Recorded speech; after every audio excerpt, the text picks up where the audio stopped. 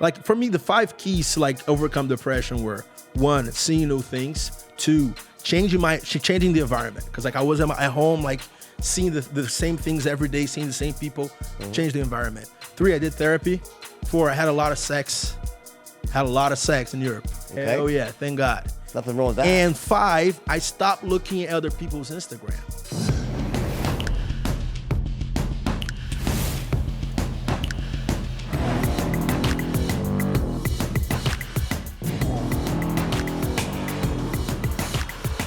Hey guys, JB here. Time for another episode in the Wolf's Den. It's going to be a great one today. Got an interesting young guy here. He's got a guy who travels almost as much as me, it seems like. He's been around pretty much every country in the world. How many countries are you up to? 83. Raiam Santos, right? That's me. All right, buddy, how are you? Thanks for having me here. So, Raiam, you're from Brazil, Rio de Janeiro. right? And tell me, what's the most interesting thing about you? The most interesting Why thing do about people want to, like, you have a lot of people that follow you on Instagram, right? Yeah. Why do people follow you? What makes you interesting? Well, what makes me interesting is that the fact that I live Besides in a different country. You're a good-looking dude. Thanks, man. Bet you're a stud with the ladies, right? I bet. Yeah, that's why I live in Russia right now. There you go. Oh, that's not right. Let me just tell you, before you answer my question, I was in Russia. Fucking girls there, man. I mean, I was engaged to a Russian girl for a few years. But the thing with Russian girls is they dress up in the subway. They're dressed up in high heels. Unbelievable. Competition is way too high. Damn Ruskies, man. I'll tell you. Anyway, so tell me. So basically, I travel the world. I retired at 28 years old. You retired at 28. Yeah. But like my life story, I've been an illegal immigrant. I've been a football player. I've been on Wall Street. How much money did you have to retire at 28? So here's the deal. In Brazil, we have interest rates around 8% a year, 10% a year. Okay. So like I'm a minimalist. I live off a suitcase, like a Remova carry-on suitcase. Good. That's all I have. My favorite suitcase. Oh, Remova. you have a Remova Yeah, too? of course. Hell yeah. Good stuff. I had a Remova that was like indestructible. Oh, I finally broke it after many years. But it's a great. Yeah. Yeah, no, it's awesome. So let's say about $5 million, 10% a year. That's more than enough. Okay. To survive. For you. Oh yeah. Tell me. Okay. But listen, I respect you, buddy, for doing that. Yeah. No, seriously. Because life is not about how much you make. It's if you're happy, right? No, yeah, I'm totally like I tried suicide twice. Really? The last time 2018, so it was like less than a year and a half ago. Yeah. Suicide. What did you? I was depression, like heavy depression. Did you actually? You think about it, you literally went through with it. I went to the top of the building and like, yeah. Did you jump? No, but like I was like, at the last minute I was like, took it back. So basically, whoa. I don't want to talk about it that much, but like, just let me ask you real quick. Where did this happen? What country? In Brazil. So how high was the building? 32-story high in Ipanema. That was like, but like, as like every millennial, you have very high expectations, and like when things don't go right, you get down on yourself. So like I was in depression for like about a year and a half, 2 years, and then I was like, you know what? I want to get out of this. And what I did, I started traveling. Basically, I took the money I had. I had some money. Took the money I have, and then started like for me, the 5 keys to like overcome depression were: 1, seeing new things; 2, changing the environment, because like I was at home, like seeing the same things every day, seeing the same people. Change the environment. 3, I did therapy. 4, I had a lot of sex. Had a lot of sex in Europe. Okay. Oh yeah, thank God. Nothing wrong with that. And 5, I stopped looking at other people's Instagram. So like you always think the neighbor's grass is greener, is always on the other side.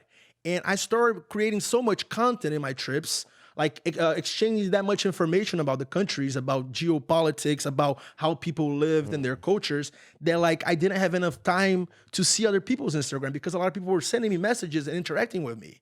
So I want to handle this one thing at a time. There's a lot you just said. So one interesting thing that you said here, and then we'll go backwards, is that when you post on Instagram, you're not just doing that whole I'm happy. You're posting things that are intellectual based or that have learning based. What do you post? Basically, because you mentioned that culture. Right. I have I have 3 degrees from Ivy League school. One of them is international relations. Okay. So I read a lot about countries and cultures, and why this one country is rich, why there was this one country poor, why the girls are good in sex in Russia and why they're not in Mexico and stuff like that. So I like to compare countries and cultures, especially how young people live in those countries. So you think the Russians are good in sex, the girls? Oh, yeah. I think they're fucking hot. I mean, you know, sex. not all of them, probably. And it has to do with World War II. Really? World War II. Russia won the war, right? However, it was the country... 20 million people. Exactly. Though, yeah. It was the country that lost the most people. Oh, I know that. And they were men. So the grandmas of the girls today, they grew up without a man. So for years during the Soviet Union, it was like a trophy to have a man at home. So the grandmas taught the mothers that like, wow, you need to do everything for a man. And the mothers taught their daughters that like a man is very important. So when they see, and there's extra one. Russian man has like very low life expectancy nowadays because of vodka and like, yeah, they drink like homemade vodka and stuff. They're drunk, they fight. So like the life expectancy is low. And when you see a good looking guy with money who speaks Russian in Moscow, they're gonna do their best behind four walls. Right. Well, I mean, I look at, I know, listen, I was engaged to the first Miss Soviet Union. Oh, wow. The first and last. Her name was Yulia Sukhanova, a beautiful girl. So she won the contest in 1988 or 9. Yeah. По-русски, yeah. Я люблю тебя. Я хочу пойти в ресторан. Musik, I know all the shit. Right? So, yeah, I know the basic stuff, right? But, you know, I try to forget it. It's actually a beautiful language. And I love Russian people. She was a great girl, but she was, you know, she didn't particularly love the United States that much. Anyway, here's the thing, right? The thing with the Russian girls, why they're hot, is because they've basically been raped by so many cultures, like the Tartars. Everyone came through and raped the women and men. There's all this crossbreeding in the 1400s, right? So they got incredible diversity of genes there, right? So you have Nordic mixed with Tartar. You said you could scratch every Russian girl and find some Tartar, right? Yeah. Turkish, yeah. Exactly, right? Yeah, true. So, yeah, so they're a good-looking... Why is the guys aren't that good-looking, though? So here's the thing: the Russian women are gorgeous, and the Russian men are not even. They're really not. good. Yeah, true, and that's why I live live there. there. On that Y chromosome that's fucking things up. That's why I live there. Yeah. No, I mean, just hold that for a moment here while we pay the bills with our sponsors, and here we go. All right, guys, ready for this? Skillshare. Let me put it to you this way, right? I'll just tell you exactly what it is, and then I'll tell you why you need to at least try it. I'll tell you one word. It's called free. Free. They give it to you for free. You get 60 days for free. You know what they say? Why look a gift horse in the mouth? Okay, well, what is it? Let's talk about why you want to even do it. Because here's the deal. What Skillshare is, it's an online learning community, a portal that gives you access to all these amazing trainings and lessons and tutorials for things about entrepreneurship, you know, stuff on real estate there, just general success, and also just other things as well, just massive information, everything you'd want to know. And of course, you know, I have my straight line, which is separate. I would never put that out there myself because I have my own stuff. But as far as Skillshare goes, I got to tell you, they're not my competitor, but I just really recommend it. And I know learning platforms, you get it. I have my own stuff I do. It's very specific, right? I know you guys all love it, right? But this is different. This is something that's complementary to what I do. And I really suggest you check it out. You know why? Number one, it's awesome. Number two, it's free. And number three, knowledge is the real estate of the 21st century. You get it? And for that matter, the 20th century. Knowledge is everything, guys. You know, we live in a world where it's what you know as much as who you know. It used to be who you know, right? Now it's what you know. If you're not up on the latest skills that are out there, the latest techniques, you're going to be left in the dust. You'll be embarrassed. You'll be broke, living under a bridge. I'm telling you, it's what you know. The skills that you possess that allow you to give value to other people, to grow yourself as a human being, to grow your business, to become successful within an organization. Now, if I said to you, I want you to try this and write them a check for $1,000, you'd say, well, I don't know. I mean, maybe. But what if I say it's free like I am now? Why wouldn't you do it? I don't get, you know, I really don't understand. When I give a free trial, and I do sometimes, right? Not often. When I do, everyone signs up. I get that, right? It's free. But why wouldn't you sign up for a free trial? It doesn't make any sense. I mean, even if you're one of those lazy people who doesn't use it, all right, well, then you don't use it, that's that. It was still free. You have no downside, and you have unlimited upside. There's no downside because you're not putting any money out. The only thing you're doing is you're putting your time into it. And if you're not willing to do that, then shame on you. Then don't do it. But if you want to live a more empowered life, if you want to grow yourself, if you want to become more effective at whatever you do, then take it from someone who knows about learning products. I have my own stuff. I have the Straight Line on my own platform. I wouldn't recommend this, a complimentary platform, unless I knew it was great. There's millions of users on Skillshare. Millions, not thousands, millions of users, and they're all not stupid. You get it? You don't grow to be that large by being wrong. You don't grow that large by having crappy products. You don't grow that large by giving crappy customer service. You get that big by having awesome products, by giving great customer service, and also by letting people have a chance to see how awesome your product is. And then after they know for sure, then fair exchange of money for knowledge. That's why I love Skillshare. All right. So here's the website. I want to get this wrong. I always make the mistakes with this stuff. So I'm going to read it to you, right? It's Skillshare.com/wolf. Again, go to Skillshare.com/wolf. You're getting your 2 months free right now. If you don't do this, you just really got to ask yourself why. I mean, you probably have bigger problems than me in your life. Seriously, okay? That's Skillshare.com/wolf. All right? You need to learn the things that matter in your life to make you more successful. That's my advice to you, and I think I'm pretty knowledgeable in this arena, okay? Skillshare.com/wolf. Boom. 2 months free. You can't go wrong. All right, guys, listen. I got to make you laugh a little bit here, but we're talking about manscaping, right? Company Manscaped, listen, they make all the grooming products for men. Let me just tell you a story. I mean, I admit, I've slept around. I have, right? But there was one time in college, and I don't want to mention the girl's name, DK or her initials, right? You know who you are. She gave me crabs. I swear to God, I know it was you, okay? She gave me crabs, and I was really pissed, and I wasn't the only guy she was sleeping with, so maybe I should have known better, right? But I got to tell you that I tried to use the Quell shampoo, everything, everything to get these little buggers out, right? They just drive you itch and drive you crazy, they sting, right? At the end, I had to literally shave off all my hair down there. It was just a disaster. And back then, they didn't have products to do it. Now, admittedly, they've come up with some products over the years. It's come more fashionable now to, make sure you don't have the freaking enchanted forest down there, right? When a girl goes down there, you don't want to, how can I say it?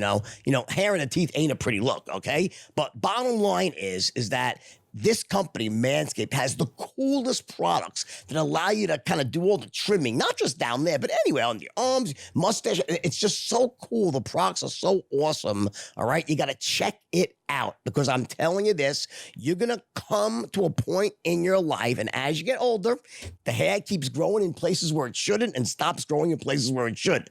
I'm lucky. I got hair up here, but again, hair's coming on your ears, out of your ears, there's hairs on your balls, on top of your balls, on top of your head. It's like it's just like a bush down there. I don't like that shit. All right. And no one does it. Any girl that tells you that she likes lots of hair, she's lying to you. No one likes the enchanted forest down there. Either way, men or women, right? It's kind of weird, okay? And God knows what's living down there. Manscaped has solved this problem. You get it? It's just designed to resolve the issue of how do you go down there. Look, they have all this Manscaped cleansers. They have the razors, the trimmer. And the coolest one, by the time I the house, is the trimmer. I got to bring it for the next time I do this, right? It's a trimmer that's it's perfectly shaped, ergonomically designed to shave your ball and penis, okay? Or as I say in Something About Mary, the Franks and Beans, right? The Franks and Beans. You can get rid of all the hair on the Franks and Beans, and you're golden. You become like a more desirable guy. Serious about that, right? I'm telling you, mark my words, that if you are sitting there with literally the Amazonian rainforest, okay, on your balls and on your, the whole area there, you're growing, right? The women are talking about you behind your back. No one likes that stuff, all right? Time to take action here, okay? Here's the deal, ready? I got a great offer for you. It's unbelievable. 1 second here. Okay, ready? 20% off. free shipping just by entering the code WOLF. Go to manscaped.com, enter the code WOLF, 20% discount. You got to check these products. I'm telling you, this is no joke, guys. No joke here, all right? 20% off and free shipping, all right? So go to manscaped.com. They got and the names, by the way, are the best. They got the crop preserver, the mower. It's really, really cool. But I like the fact, you know what? I believe that a company that just focuses on men's needs like that, they deserve to be rewarded. Why would you use and just so you know, if you think you're using your your Schick razor or something like that, or whatever, your Dollar Shave Club thing on your balls, good luck. Hopefully you don't want to have kids because you can get rid of the family jewels like that really easily. This is safe. It's the best. You got to check it out. Manscaped.com. Enter your code WOLF, 20% discount, free shipping. Boom. So that was, okay, so I guess what interests me, a lot of things that you said interest me. First thing was that you made a statement that I think most people agree with, that looking at everyone's artificially pumped up happiness on Instagram can be very toxic to someone's emotional state. Yes. Right? Because you think that, the grass is greener. That's a pretty basic way of saying what I think a lot of people feel inside, right? So when you post stuff, you don't post the whole smiling, everything's perfect. You actually post, educational-based content about how the culture is, what the politics are, things that might interest people, and they can grow from it. Is that what you try to do? Yes, but there's a catch, right? With hot chicks in the background, no. Yes. So here's the deal. I tried for years. I left Wall Street in 2013. We go back to my bio, but I left Wall Street in 13. And 14, 15, 16, that I was trying to catch people, followers, and people, readers, through good content, through business content, through geopolitics, cultural content. Sure. Last year, I started adding the girl element and the money element. And doing publicity stunt element. For example, last week I was in Pamplona running with the Bulls. Right. So this way, if I post a print screen of my bank account, people share with each other. Yeah. If I post a picture with a very hot Russian girl, people will share it with each other because, wow, I want to have the life this black guy has. Right. He has a weird name. He has my last name Santos is Smith in Brazil. So I have a weird name. I have a poor last name, and I'm black in Brazil. Black people are poor people, and they're like, wow, he's like me. So they share I want to be like that guy. Are most of your followers from Brazil? Yeah. Oh. But and I touch where those people, they want to make money, they want to travel the world, sure, and they want to fuck girls. Got it. And that's those are the three things I show. Those are neither of those things are bad. No, right. But we should all think of fishing. I was before with good content about countries and culture and politics. I was fishing with a rod. Now with girls, money, and traveling, I fish with a net, and then I bring them to the good content. Do you think Brazilian girls have the best asses? Yes, they do. Why is that? Because they work out. Is there nothing genetic? They have these bubble butts, right? Yes. All right. There's another genetic element because, you have African plus the native Latin American plus Spain plus Portugal. So that's a good blood mix. However, if you go to a gym in America, it's a lot of dudes trying to get big, and the women are doing cardio. They're squatting in Brazil. In Brazil, they're squatting, they're doing leg presses, and you go to the leg press machine in Brazil, and there's 4 women waiting in line. Really? I swear to you. Do you like girls with big asses? I prefer the Russian type. Me too, the more slender. Yeah, I do. Yeah. All right, just hold that thought for one moment. It's a good one. Let me pay the bills here with one of our sponsors, one of my favorites, actually. All right, guys, so this is an oldie, but one of my favorites, of course. Listen, Oracle, multi-billion-dollar company, one of the most well-respected premier software writers in the world, right? Larry Ellison, one of the richest guys, one of the coolest guys, too. One thing about Larry Ellison and Oracle is the products they make are based on functionality, meaning they're designed to make your life easier. It's the ultimate in user friendliness. And one of the things I will tell you, there's a specific product I want to talk about right now. You may have already mentioned it before, okay? It's Oracle NetSuite. And what this is for, really, everybody. It's for the small, medium-sized business owner, right? And what it does, it's a one-stop, fully integrated solution that allows you to manage all the different financial aspects of your company in one program that's designed to perfectly speak to each different aspect of it. In other words, the biggest problem I see, and guys, I'm sure you're facing this right now. If you run a business, you have all these different plugins and this and that, and while you can get by with them, they don't work seamlessly. It's very difficult to pull down all the numbers into one cohesive picture you can make decisions on. And I got to tell you this, if you're not on top of your numbers, then your numbers are on top of you. Bottom line. And also to that end, you ever hear the old thing, what's not measured and what's not tracked is not improved? Never a truer statement said about business. You have to track your numbers. You have to know what things cost you, what your payables are, receivables, your margins. You have to be track of everything, and that's exactly what this product does. So basically, this is fully integrated software for managing all aspects of your business, and it's in the cloud, so it's affordable. It works like lightning fast. And listen, you can tie together your inventory, your sales, your operations, your payables, receivables. I mean, this is just crucial stuff. And here's the deal.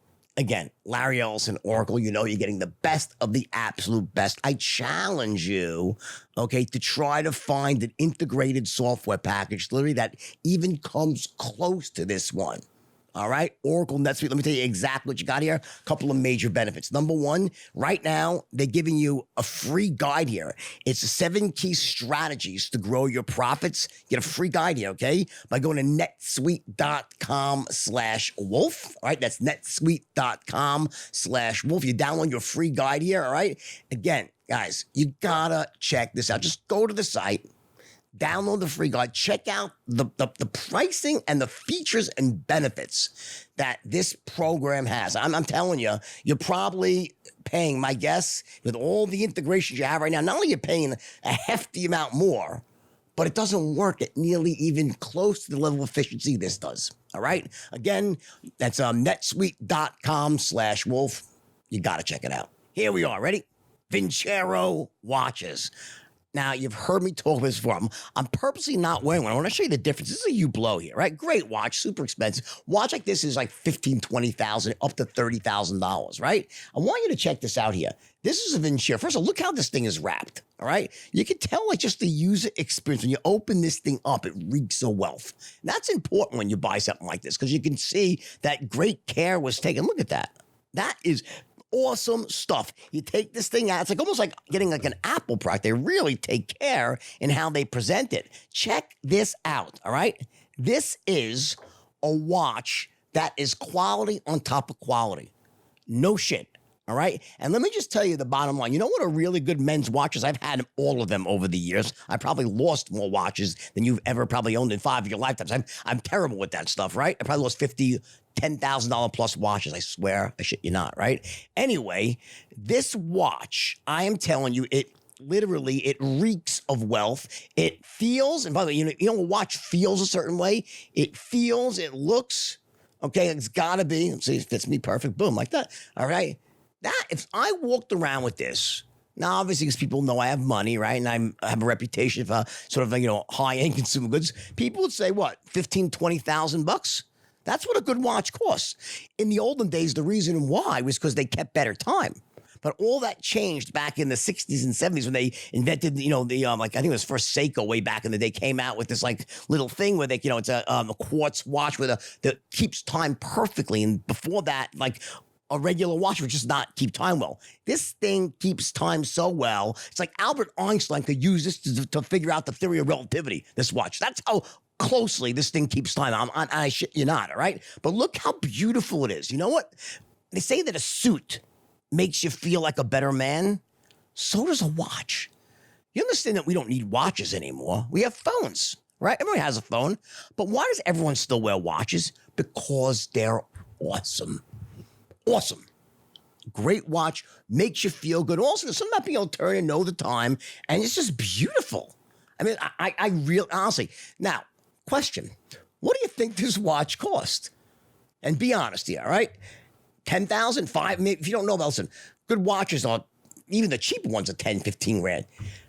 This watch, it's like $300. $500.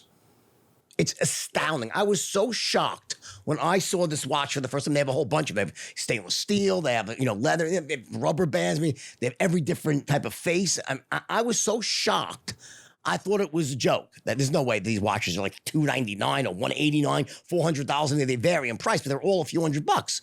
I'm serious. It's not rational that this watch is so, I wouldn't say cheap, but inexpensive or underpriced is the right word.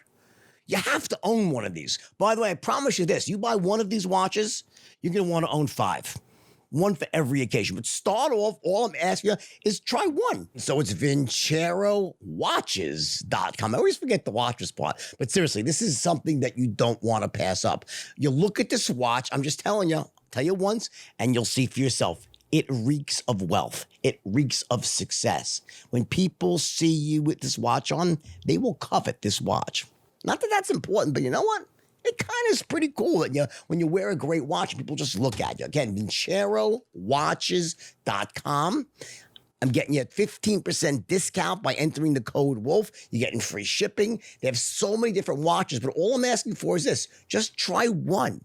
Try one watch. It's a couple $100, which, by the way, is missing a 0 or 2. It should be at least a couple thousand or 20,000. I'm telling you, if you would see this watch on me, and I told you it was 20,000, I'd say, oh, wow, it's so beautiful.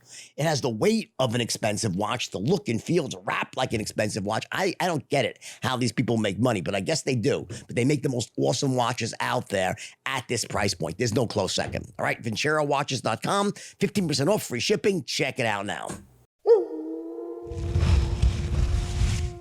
And like, as I was saying, we're shallow bastards, aren't we? I think all men are kind of shallow on some level.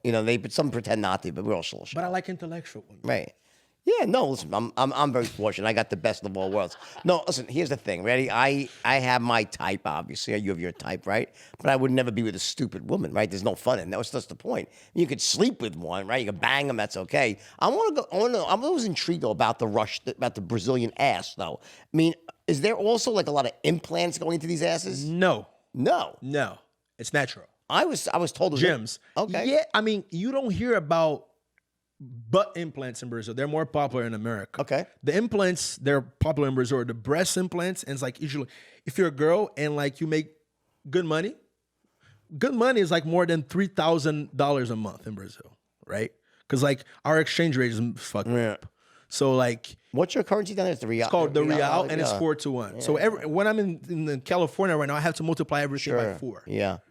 Within reason, right? Right. What's the nicest, biggest Brazilian ass you've ever seen that's not gross? Like, is there a certain sweet spot for the ass? Because I always seem like you're an ass, man. But I know you like this, but I'm just interested in this. Like, there's a certain point when it gets gross, right? But like, is like they have the perfect Brazilian ass or something? Is there something like that exists? Like everyone aspires to or no? Yeah, the production crew, please look for Mulher Melancia, watermelon woman. Let's get her up on watermelon woman. I want to see watermelon woman. And like she dances a song called Creo, like Creo. I believe.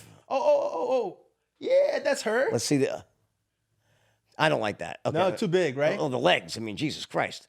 The girl can get you in a leg lock and just squash you like a watermelon. They call her watermelon woman because her butt looks like a watermelon. Let me see this. So put on YouTube CREU. CREU. There you go. No, EU. Space MELANCIA. That's like watermelon Portuguese. Let's see. Where is she? YouTube. That one.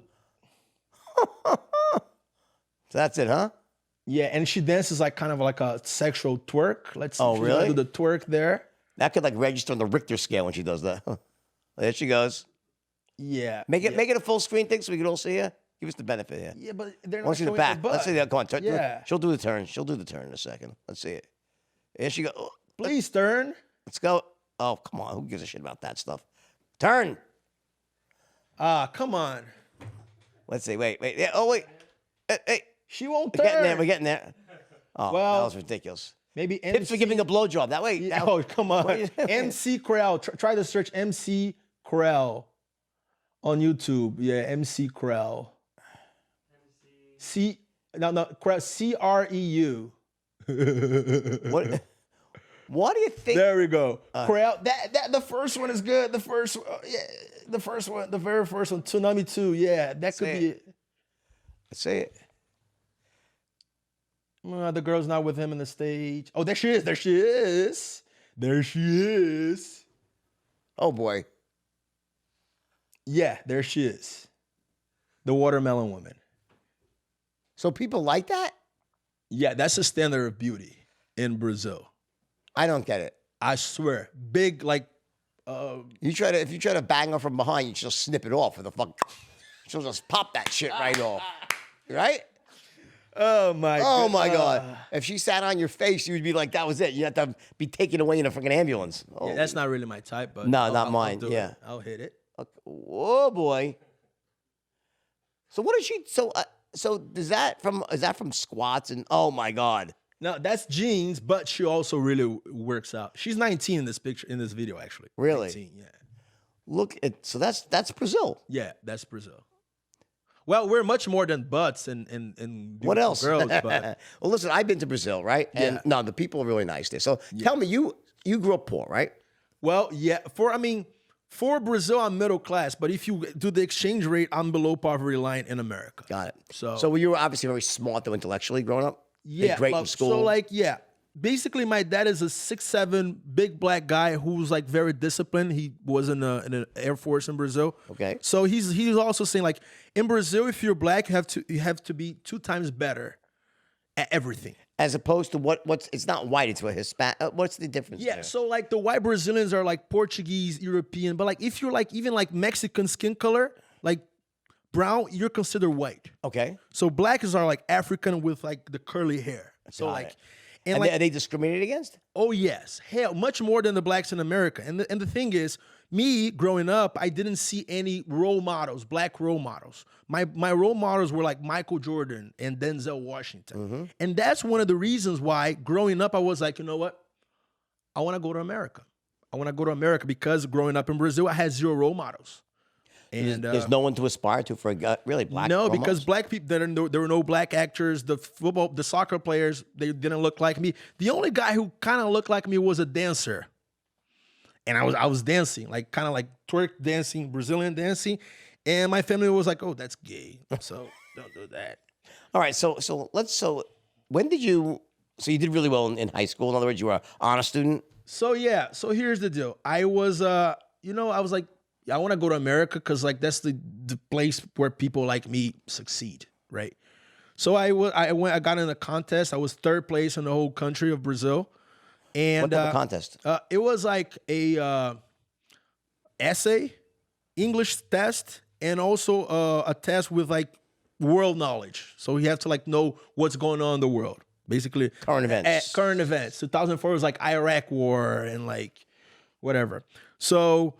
And I came to America as an exchange student. And it was the dream of, it still is the dream of every Brazilian teenager to come to America. Mm-hmm. To like have like, at my time, during your early years were like, you want to be like Gordon Gekko, right? Mm-hmm. I wanted to be in like the OC. Have you heard the OC series, the episode? Sure. Yeah. I wanted to have that Misha California Bart lifestyle. was like in that. Yeah. I wanted to have that California lifestyle. Go to the beach, fuck blonde cheerleaders and stuff like that. Right? Something I've excelled at in most of my adult life. I'm proud to say. Keep going. So that was my American dream. And I came to America as an exchange student in San Diego, California. But there's a catch. I went to a ghetto school, inner city. So like my school was like Crips, Bloods, and the Mexican gangs. And I'm black. Where was that? San Diego High School, downtown San Diego, southeast San Diego. It's like Bloods, Crips, and the Mexicans. The Bloods and Crips were black. The Mexicans, I spoke their languages. So I was like right in the middle of all the fights. Right. Because I was friends with the blacks. I'm black too. Right. And I was friends with the Mexicans. I played soccer with the Mexicans and I spoke Spanish to them. So like, it was pretty weird. And so like, did you were able to steer clear of gangs and stuff, or? Yeah, because I was kind of a nerd and I played sports. So like, I was telling you outside, the like first week of school, the teacher was like, dude, you're Brazilian. We want you in our football team. I was like, hell yeah. I was good at soccer. I was like, you know what? Like Americans, they're bad at soccer. Brazil is the best country in the world in soccer. Right. So, and he said football. I was like, all right, my football. Yeah. So I took my shin guards, my Brazil jersey to the stadium. When I got there, it was the wrong football. I was like, I'm getting the fuck out of here. And they're like, no. Stay here, kick that ball. The first kick was a 40-yard field. It was like, hey, we have a kicker. Right. So like in a matter of 4 days, I had to learn the game. Right. And the coach gave me Madden 05 to play at home. I had no idea about the rules. I had no idea how football worked. So they gave me the video game, and like all I did was kick extra points and field goals. Here's one question. So you were 15 when you came here? Yeah, I was 15. What'd you do for money? Well, I was a scholarship kid. The host family paid for the food. My parents sent me $80 per month. Got it. To survive. Yeah. Fair enough. So you graduate, then you did very well in school, right? There's a catch. So as an exchange student, you can only stay 1 year. Okay. Right? And then your J1 visa expires. You have to go back to your country. You sign paperwork saying that like after 1 year, you go back to your country and you don't come back. Right. I did well in football. I was like on the way to be a val. I had straight A's, AP classes. And I was like, you know what? I was getting calls from college coaches to be a kicker. Right. So I was like, if I go back to Brazil, I am not going to get any of those opportunities. I had to find a way to get back to America. Right. I tried doing the legal way, like trying to extend my visa with the school. But J1 visa, it's only 1 year. Right. Oh, you can only get another J1 visa if you go to a private school. I didn't have enough money to go to private school. So what do? I went back to Brazil, got my tourist visa, the B1 visa, the 3-month-long B1 visa. And then I flew to Miami. It was July. But why Miami? Why Miami? Why did I fly to Miami? For visa purposes, you mean? No. So here's the deal. July is vacation month in Brazil. Okay.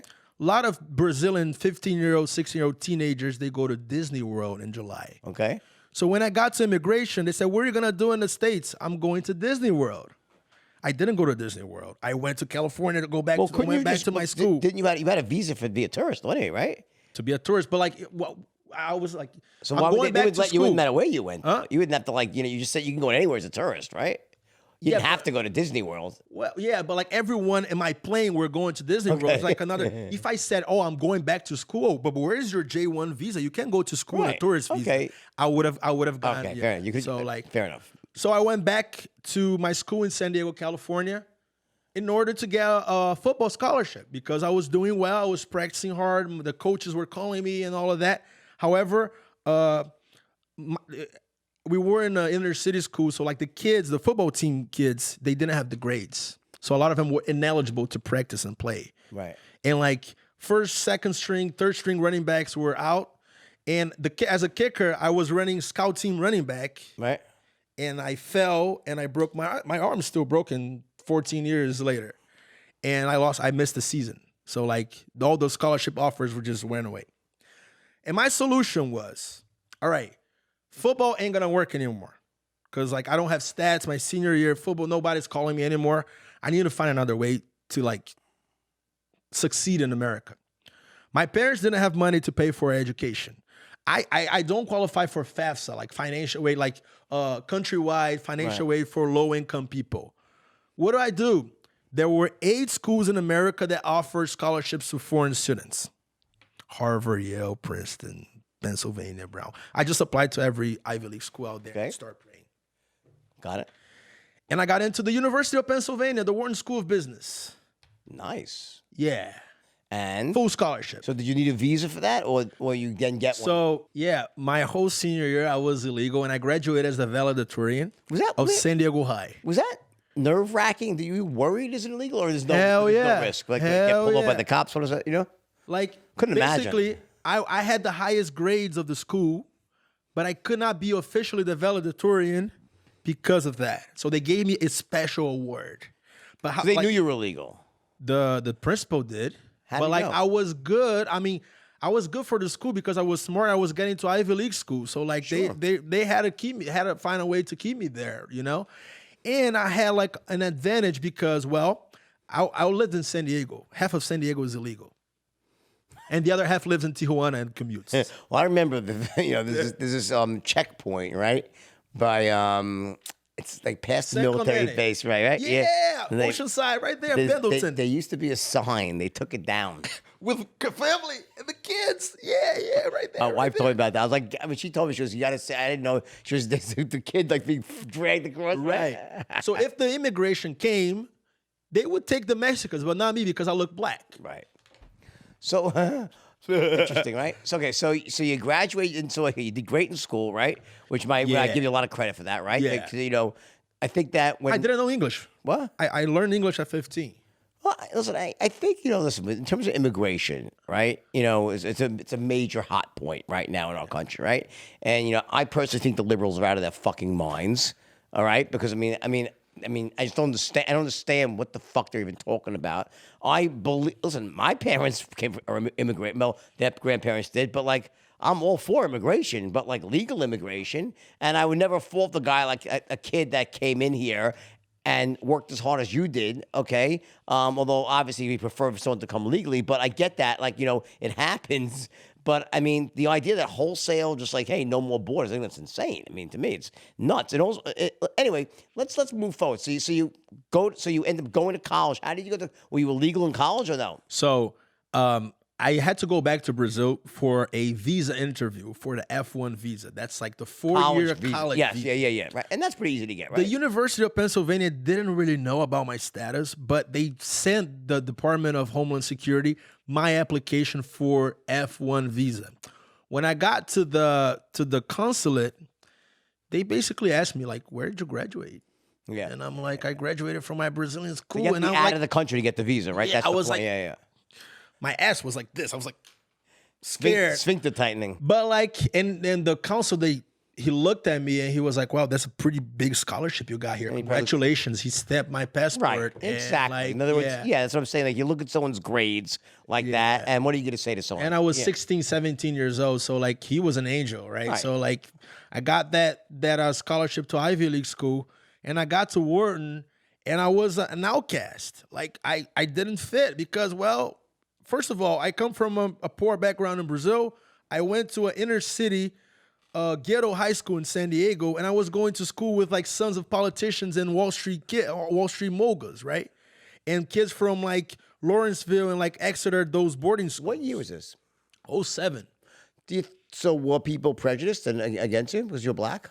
Not because I was black. It was more because I was a scholarship kid, and like I didn't really fit in. Right. So like during the 4 years of school, I didn't get selected by any fraternities. I didn't get laid a lot in college. I had to go to Spain to get laid and stuff. Really? But like, yeah. Good looking dude like you, really? Like I didn't get laid. So it's like, my whole life, I always had a chip on the shoulder. Like being illegal, being black, being Latino, being a scholarship kid. That's something that like got me like very resilient, anti-fragile.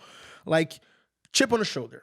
Always a chip on, like in Brazil, like, oh, I have a very poor name. My name is weird, Raiam, It's like nobody has that name. You know what you look like? Who I look? Kanye West. Bingo. Just fucking like him. Everyone thinks I look like Kanye West. You look like Kanye West. If Kanye's, I want to meet Kanye West. Introduce me to Kanye West. All right, so, listen, he did the soundtrack for my movie. So last week I had Ed Milet on my show. You know Ed Milet? He's a spitting image of Drax the Destroyer from Guardians of the Galaxy. Okay, I didn't see that. You don't watch Marvel movies? So let's put a picture of him up. Let's check him out for Kanye. Let's see if we can see. Let's see how close, because Drax. Oh my God! Look at this, dude. And where's your picture? No, that's home. And now put his picture up. Let's get his picture up. Let's do a side by side comparison. Okay. Oh my goodness. Let's do it. I ain't saying she a gold digger, but she ain't messing with no broke niggas. Let me tell you this. I couldn't say the N word. You could say it. I couldn't. He's brilliant. This guy. I think he's brilliant. Look at that. He's extremely smart. I'm saying he's really smart. He's a very smart dude. He's a very smart And he's guy. a billionaire because of these. No. He became a billionaire because of these. Look at these. What? You have these? These like the Lamborghinis of shoes. Yeezys. And they're not paying me for this marketing plot. Like, Yeezys. Let's get a side by side here. You look a lot like him. You really do. Make it bigger, yeah. Oh yeah, there's definitely. I told her to. Yeah. All right. Wow. The last guy. Show him. Can you show him the difference? Show him the Drax. Show Ed Milet from last week. Show him Ed Milet. This is now last week. This is what I did. Just the last podcast. Ed Milet. Ed Milet. Check this out. No, it's on my Instagram, by the way. Show the Instagram post that Bowen made on my Instagram. We have a difference of Drax the Destroyer versus. Hold on. Yeah, put up a picture of me and I'm telling you. Where is it? Jack? It's probably to the show. right. Where's the one? Bowen did a yes or no. Who do you think? Where's the? No, it's a drag. It's to the right. Where is it? There's more than one picture there. Where's the one which shows the yes or no? Right there. There's more than one picture. So you gotta scroll to the right, maybe. Yes, there it is. There you are. Yeah, look very much alike. All right. Anyway, so dude, you're spitting image of Kanye. All right. You didn't get laid that much in college, you say? Not really, not at all. Okay. And so then well, now you're in the right place in Russia, right? Okay. So anyway, you graduate college, right? Did you graduate or no? Yeah. You dropped. So you did 4 years. Yeah, I played football, Ivy League football. So wait, so you played football and you weren't getting laid? Or think about it. In Ivy League school, if you play football, you're dumb. Yeah, but still, because you got in because of sports. You didn't get in because of your own merits. And there's another thing. I was in a football team. However, the Ivy League has something called sprint football, lightweight football. There's like a different sport that plays NCAA, and you have to be 172 pounds or less. So it means that like the offensive tackle is 172 pounds. So I got in an argument with the coach of the NCAA team. Yeah. And I went down to the lightweight team. Okay. So like another chip on the shoulder. I wasn't a full-on football player. I was a sprint football player. All right. So like, yeah. But you went through 4 years, you graduate. 3 degrees. And I was the first black, like Brazil has like more than 70 million black Brazilians, African Brazilians from slavery, like blacks. I was the first one in history to graduate from an Ivy League school. So were your ancestors black? How many generations? Like from Angola. Oh, like no, slaves. Were they slaves? Yeah, slaves. Brazil, it was the country with the most slaves. How long ago was your family tree in slavery? My what? How long ago were they in slavery? When was the last? 1888 was when slavery was abolished in Brazil. 1888. My grandpa was born 1917, so he was one generation away from slavery. And that's why like my family's poor. They're from like the slums and stuff like that. And do you have any of the same things like right now? People talk about reparations here and affirmative action. Do you have any of that stuff? So here's the thing: Brazil did not have a civil rights movement. So, like basically, the darker you were, the poorer you were. But it's not really racism. There's no Martin Luther King. No. And also, like in America, you had a black president, you have black billionaires, you have black businessmen, lawyers, doctors. In Brazil, the successful blacks are either athletes or musicians, or me. That's why I have so many followers. That's really interesting. So there were no black entrepreneurs. No. That's why I was like my role models were in America. That's why I got here. Well, none is very few or none? None, like zero, none. There's none. Blacks don't start businesses. Well, there's a guy called Geraldo Rufino, but like he's worth maybe $5 million. That's like my main. He was my main role model. Why? I don't understand. I'm confused here. It takes a lot to confuse me, and I am a bit baffled here. Why would black people not be trying to strive to kind of lift themselves up and to, through entrepreneurship? Is it not allowed? Is there something going on that doesn't allow it to happen? It's more of a mentality. Like in Brazil, you're successful if you get a government job. Okay. Not when you because the country's laws are not very friendly for entrepreneurs. Okay. It protects more of the worker side than the business side. It's more like on the European social democratic model, I understand, right? And not in the like right now, our new president's changing labor laws and tax laws. Mm-hmm. But for decades and maybe centuries, it wasn't cool to be an entrepreneur. Well, what you're saying is I've traveled the world and it's very unique. I said this, in fact, in my last podcast with Ed Millett. I said that one of the things that concerns me is that we have this special thing here in the U.S. where it's the entrepreneur's a coveted thing. It's really respected. In many places in the world, it's not. It's frowned upon. And also, like, there's, places where in like Australia, the tall poppy syndrome, where, so if you get too big, they want to cut you down. So is it in Europe? It's just like that too. If you get too big, they want to cut you down. So in Brazil right now, what's happening is, do the whites live better than the blacks? Hell yeah. Much like the difference between the whites and the blacks is much wider in Brazil than in America. You see the slums? Yeah. Full black. So why don't you do something to change that? Or you don't give a shit? That's exactly what I'm doing. I write books. I interview successful people on my podcast. My mission is changing that. Yeah. So that would seem like to be a really noble thing to do, okay? Because I think that's fucked up. That is fucked up. I agree with someone, and I'd be willing to help, by the way. Anyway, I'm going. There we go. No, I would. I'd gladly do as much. I'm going to Brazil in 2 weeks from now. Just I told you, right? 3 weeks from now, I'm doing an event there. I'd be happy to do any charity work there. I think that's fucked up, and that should be changed. So what do you do? What's the strategy to really lift people up there? Because that's just not right. It needs to stop. I think it should stop. Not my country. I think it should stop. And I think you're the perfect guy because you're a brilliant guy, obviously. Thanks, you're a smart guy. Thanks. You're banging Russian models. I can't fault you for that. Not just Russian, Ukrainians, Moldavians. Even better still. Lithuanians, Estonians. They're all fucking Russians to me.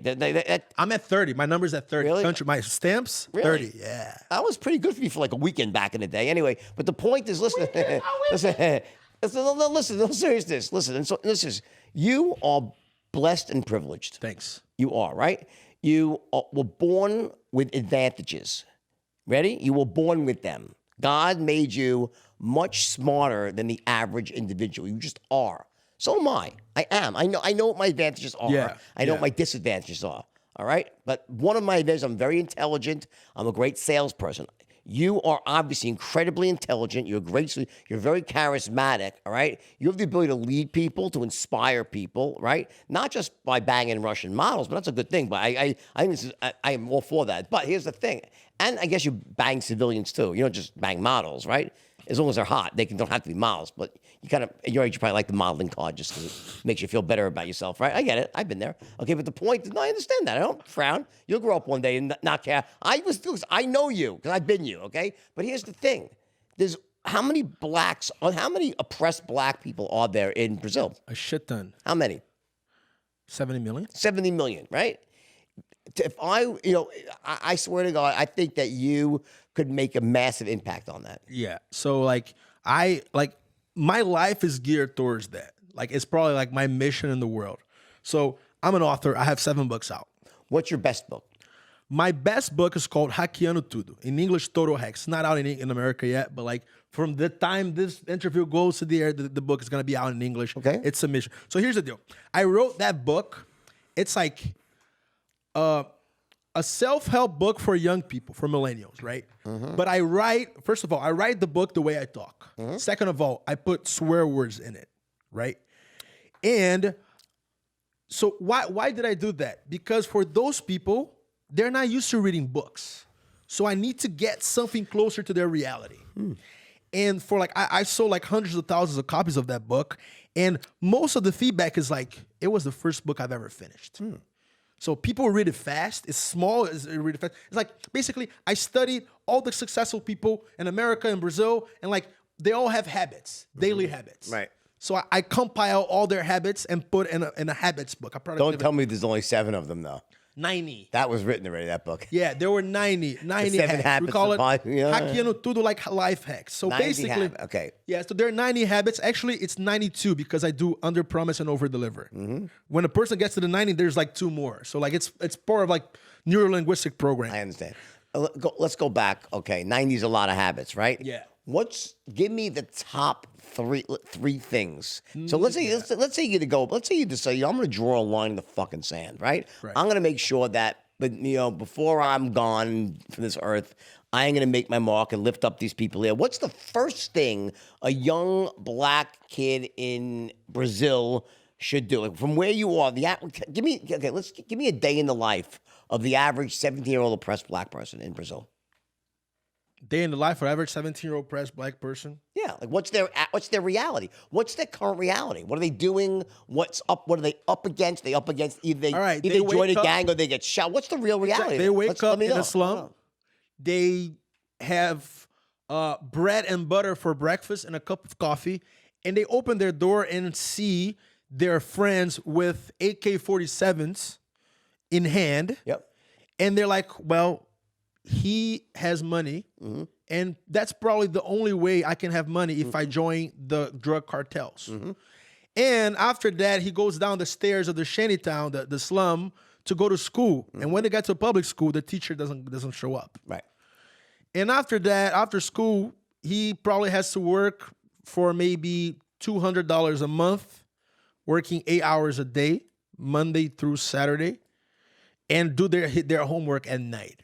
So like basically minimum wage, which is like most people in Brazil make less than $250 a month. So that's the reality. Was that your reality?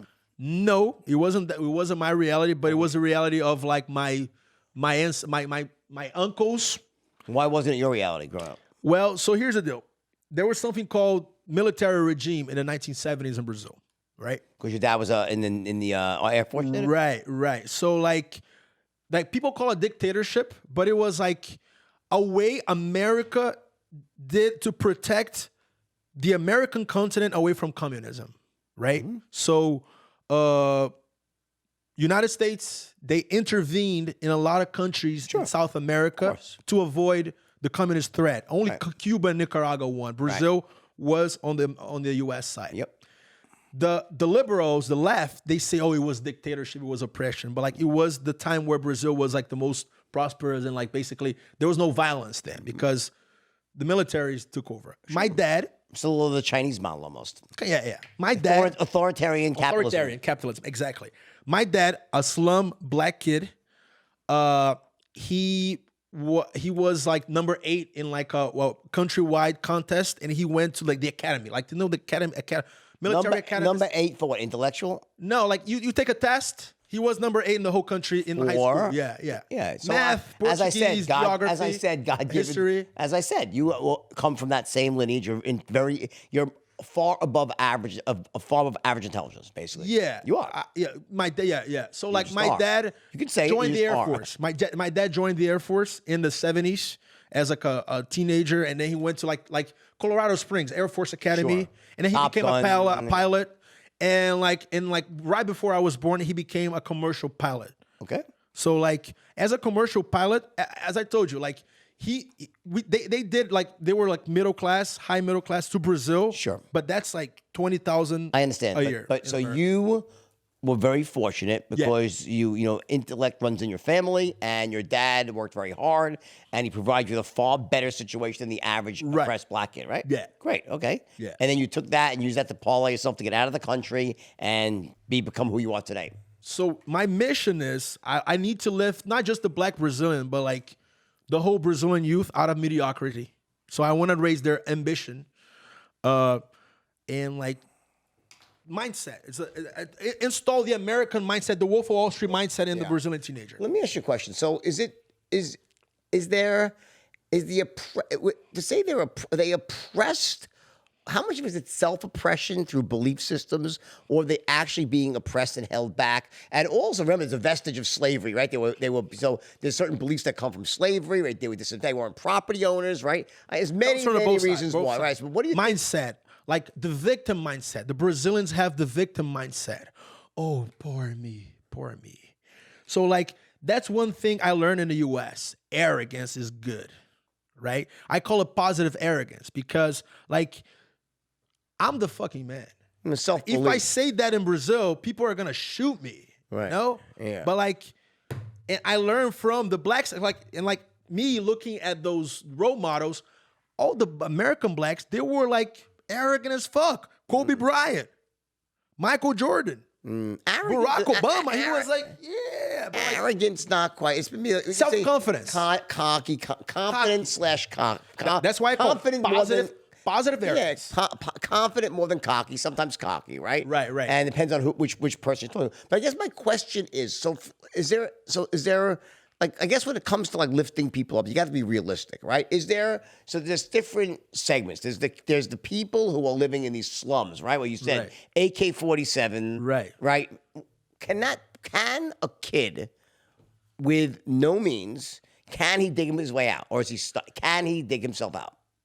Yes, and that's where my work comes in. Tell me how. I teach people how to make money online. What's step one? Reading. So like, let's go back to the habits. Remember the 90 habits? The most important habit is the gratitude diary, which I stole from Oprah. Every day, Oprah wakes up and she writes 5 things she's grateful for in her notebook, right? So like, no matter how bad your life is, there's always something to be grateful for. So like, out of the 90 habits, out of 90 hacks of my book, the number 1 is gratitude. Okay. Right? How can they get out of that? Number 2, for me, one of the most important is reading books, audiobooks. All right, I'm like kind of ADHD, so like I never really got. I can't read a book like that till this day, and I read more than 1,000 books in my life. Okay, what's my exit? Audiobooks. I read The Wolf of Wall Street in 2008 as an audible audiobook. Got it. Right. And that's much better for me because sometimes the author's voice. Right. And when it's not an author's voice, it's an actor who does it very well. Yeah. So like basically nowadays I walk 10 kilometers per day. That's like 6 miles, 7 miles. Yeah. Listening to audiobooks. And I shifted to podcasts. So like, and the third thing for these kids is like learning English. So that's why explain to me how that, okay, so I get that. So that's the sort of educational get strong aspect. But what's the first step in terms of to get out? I understand you got to educate yourself, get stronger, but how do they get out of that? Do they start a business? Do they move away? What do they do? In my opinion is like, and that's where I made all my money. I teach people how to make money online. How? Online.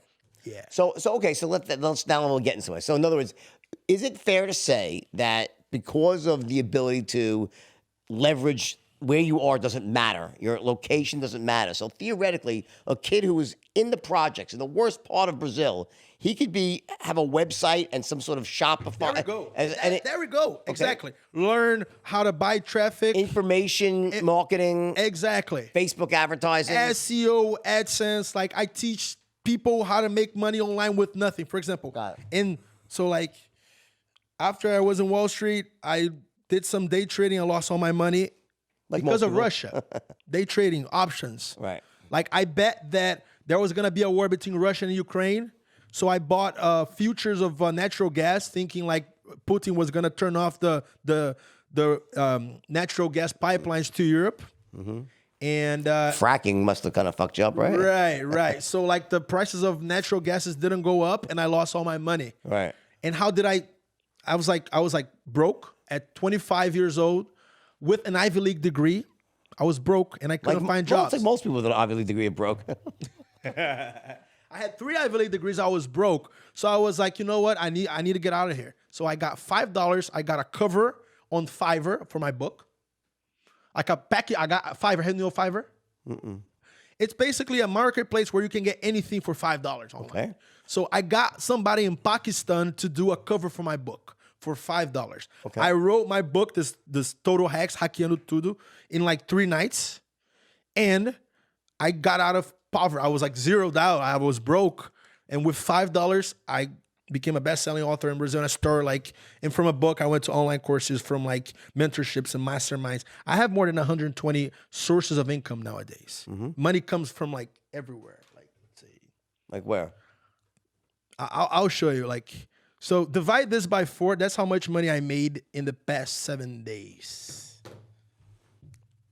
101,000 reals, $25,000. Yeah, and not reals. That's R. That's divided by 4. Yeah, so that's $25,000. $6,200 this week. Yeah. All right, that's $300,000. So like today, today, that's how much money I made today. Look at that. That's today. My eyes aren't that good. That's today, and it's. Hold on, that's 97,000. Okay. Reais. Okay. Today. $23,000. $22,000. Okay.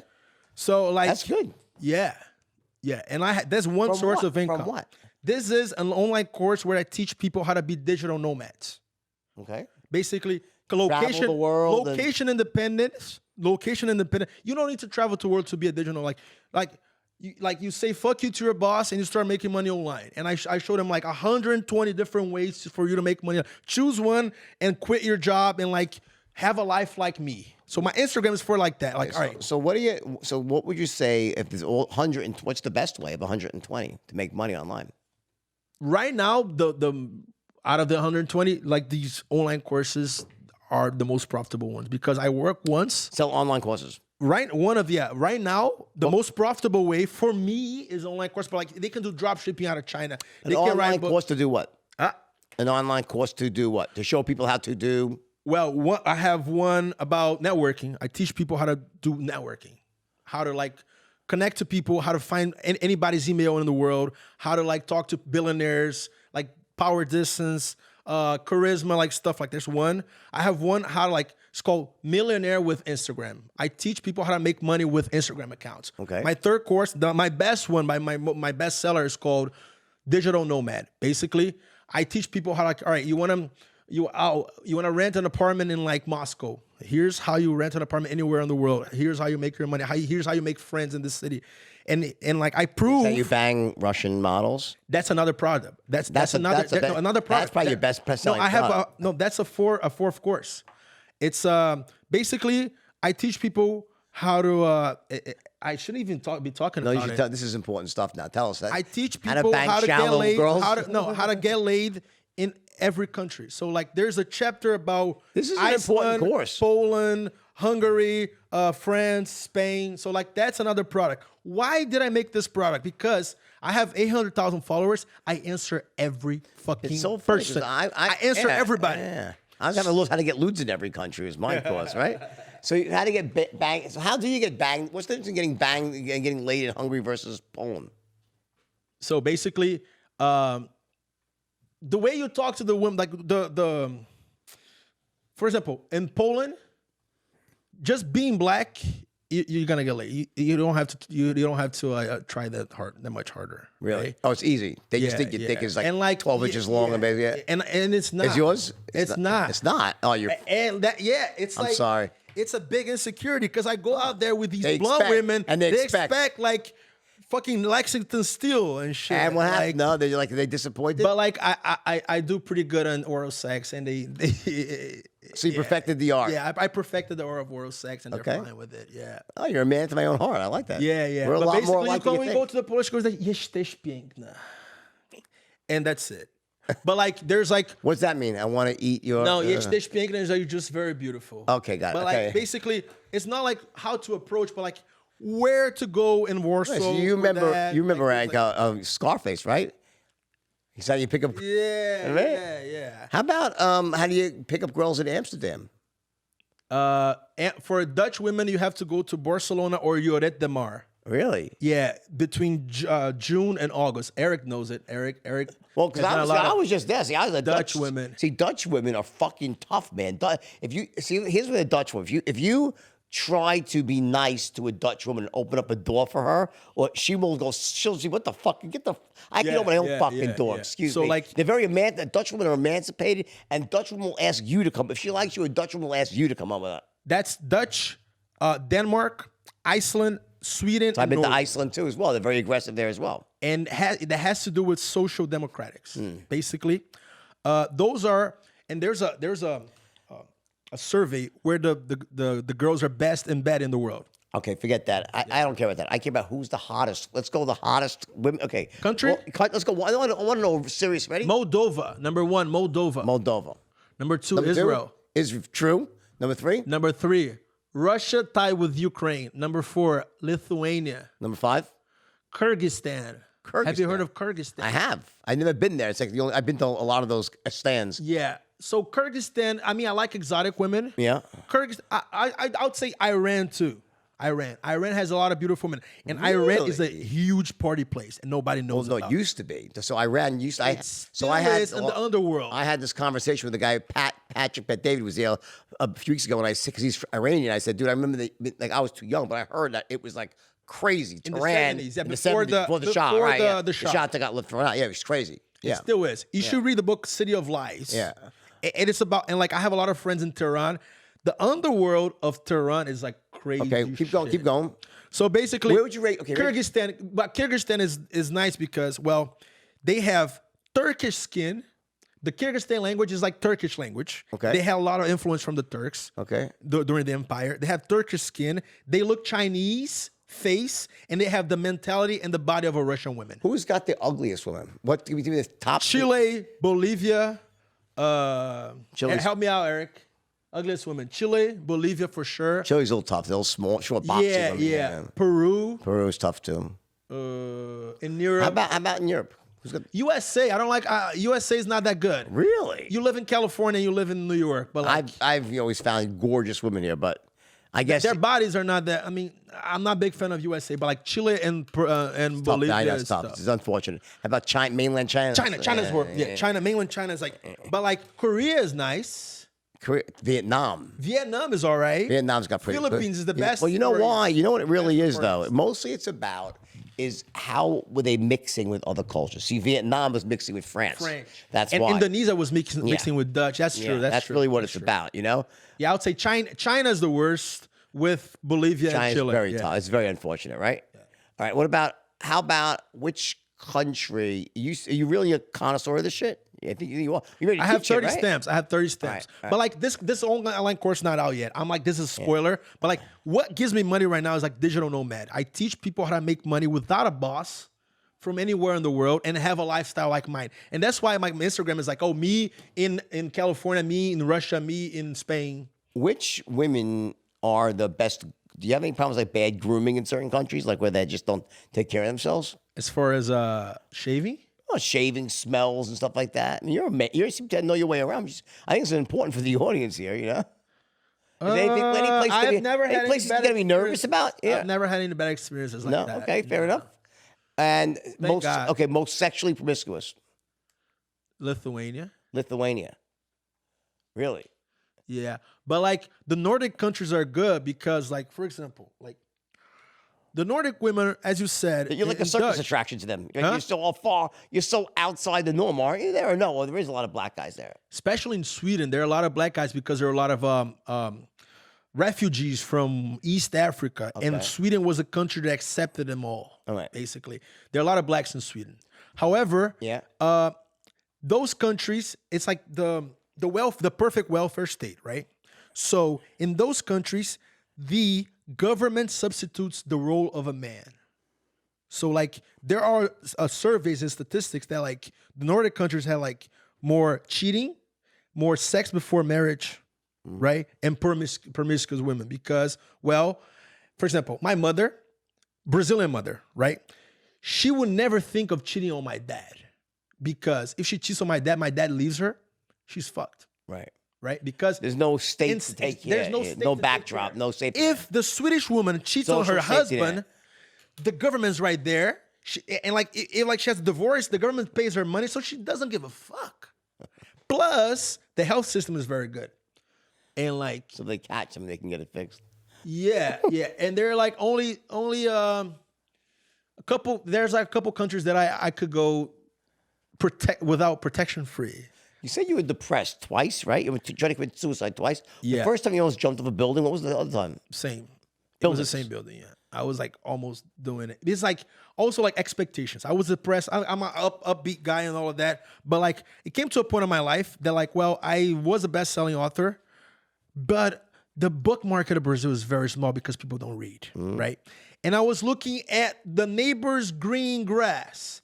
I went to an Ivy League school, and all my Ivy League friends, they were making good money, at least your $200,000 a year. And I was living in Brazil, like trying to get by, like not paycheck to paycheck. I was like trying to like get my internet business going, but like my book sales weren't up. So like I kept looking at Instagram, like these kids who were my age and who went to Ivy League school with me, they're doing much better. And I was like, I'm a failure. Plus, family. Like my parents expected, like when I left Wall Street at 23, they expected me to have like a career, a banking career, to have a boss, to like grow, like the American dream, right? So like I kind of felt from my family that like they were very disappointed in me, right?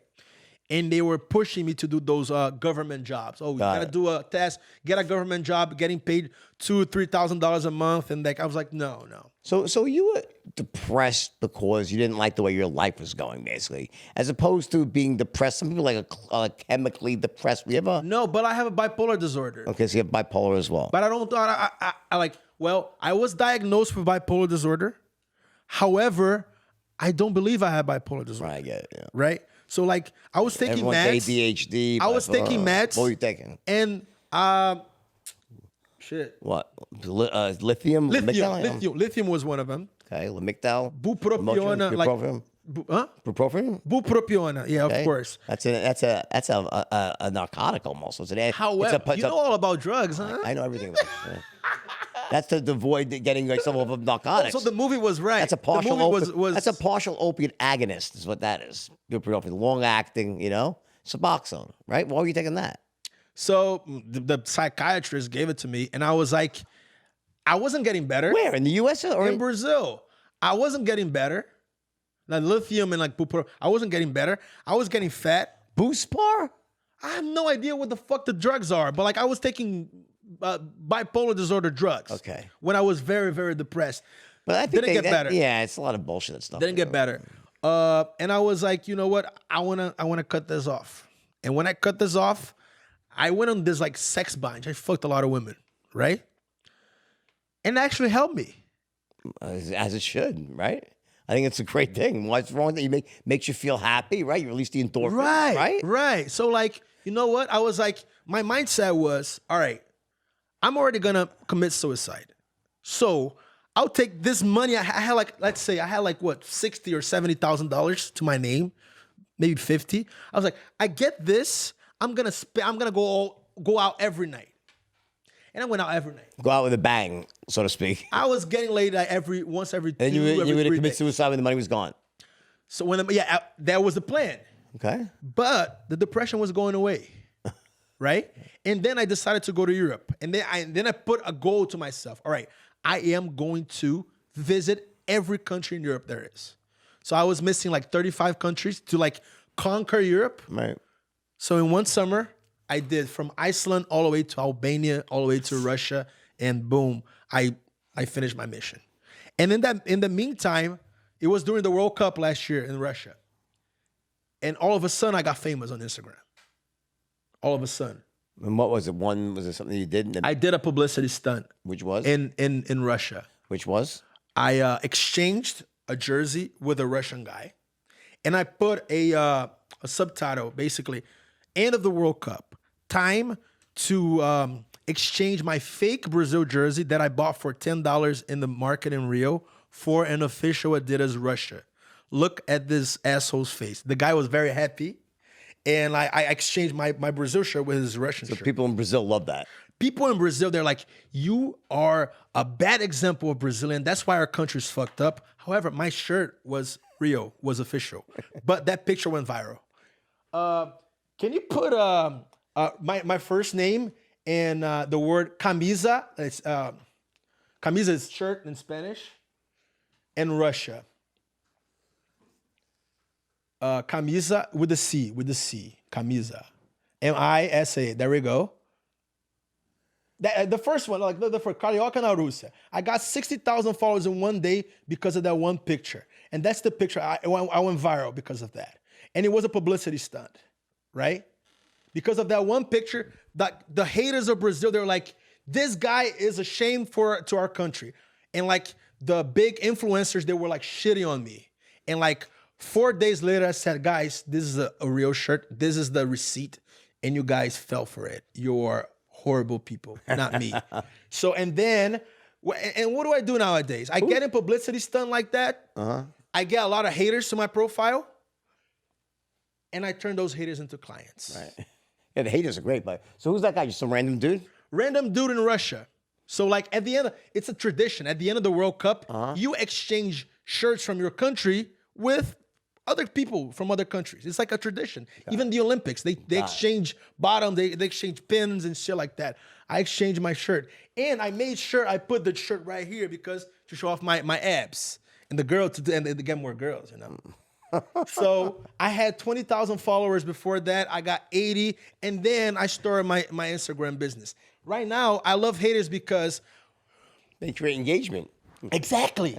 They I understand all about haters. Yeah. They transform the comments on my Instagram into a chat room. Right. And they engage. And they engage. I'm like, keep coming. I know. They're great. Keep coming. I love the haters. Exactly. I thank them. I love my haters.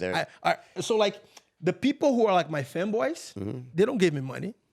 The haters, the people who start as haters, and they see that I'm intellectual, I'm Ivy League, and they can actually learn from me, they become clients much faster than the fanboys. And that's why I do everything to get haters. Last week, I put somebody was like, dude, you shouldn't post that right here. A guy was like, you shouldn't post that. That was too strong. I was like, dude, you shouldn't worry about my life. I make $500,000 a month and you're broke. Worry about your own life. And I put that picture and people were like, oh, you're such an asshole. You're such an asshole. And I was getting followers, engagement. Because like the algorithm on Instagram, they have no idea what you're posting. They want engagement. So they say, oh, this post is relevant. I'm going to show it to more people. So I'm always playing against Instagram like that because like most of my costs, I have like 6 employees. Most of my costs are like marketing budget for Instagram and Facebook. So if I do publicity stunts like that, I minimize my costs and my LTV. It's CAC, CAC, and LTV.